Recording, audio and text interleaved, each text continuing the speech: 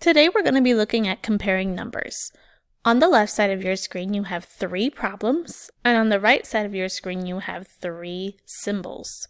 You're going to pull these symbols over to the gray boxes to show a true statement.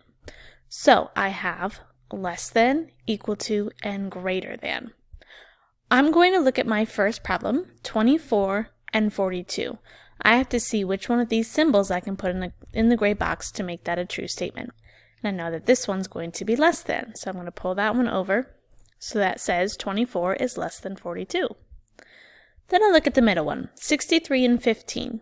I know that one is my greater than symbol because 63 is bigger than 15. And then my last one is 35 and 35. And I know that those are equal to each other. Now remember, if you're having trouble deciding which symbol to put, think of these like mouths. The mouth opens towards the bigger number because he wants to eat the bigger number. When you're all done practicing, and after 10 slides it does go into some hundreds place value, so when you're all done practicing and you get to the last slide, please turn it in for your teacher to see.